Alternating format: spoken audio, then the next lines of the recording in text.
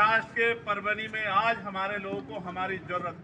क्योंकि आंखों से टपके के आंसू का संकल्प लेके मैं आपसे कहता हूँ, घर में घुस के बहनों के साथ, माओ के साथ जो हुआ वो सब आपने देखा और साथ। हम तो संविधान की प्रतिकृति पे लड़ गए, बाबा साहब के स्टैचू पे लड़ गए, मगर संविधान पे तो हमला बहुत बड़ा हो रहा है।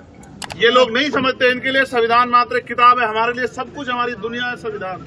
पुरुषों को लाठियां लगी, नौजवानों को, वो संघर्ष करने के लिए आए, मैं एक्सेप्ट करता हूँ, लेकिन बहनों को लाठी मारो किसी भी कीमत पे स्वीकार्य नहीं। अपनी आंखों से अपने लोगों पे होते हुए अत्याचार को देखा, मैंने तो सुना है, मैं सुन के इतना तकलीफ में हूँ, आपने तो देखा सहा है, मैं क्या कह सकता हूँ। यहाँ मीडिया के साथी भी हैं जिनके जरिए ये बात दूर तक जाएगी, और यहाँ मेरा परिवार भी है।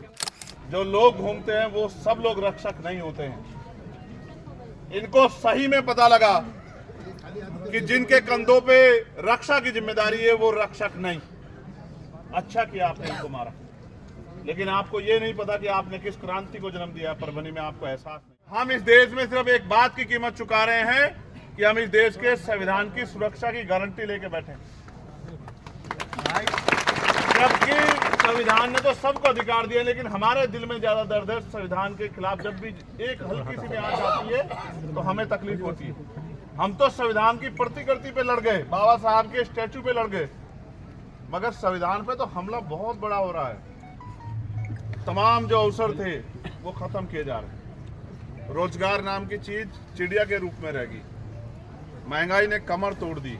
नौजवान आजाद चंद्रशेखर, अब संघर्ष करो, हम तुम्हारे साथ हैं। सरकारें ये उन्होंने करवाया, ये यहाँ भारतीय जनता पार्टी एनडीए की सरकार ने हमारे लोगों पे करवाया है, क्योंकि उन पे जो आरोप लग रहे थे उन आरोपों से ध्यान बटाने के लिए ये यहाँ की सरकार ने हमारे लोगों के खिलाफ कराया। मैं इस बात को समझता हूँ, मगर मैं आपको भी कहना चाहता हूँ, छोटी छोटी बात पे भावना हाथ को करके ऐसा व्यवहार के साथ मत खड़े हो करो। हमारे भीड़ में हमारे लोग नहीं करते हिंसा, मैं जानता हूँ। हमारे लोग संविधान को मानने वाले। जुल्म हुआ, हम अम्बेडकरवादी यही जानते हैं कि हमें हर उस व्यक्ति के साथ खड़े होना जिस पर जुल्म हो रहा है।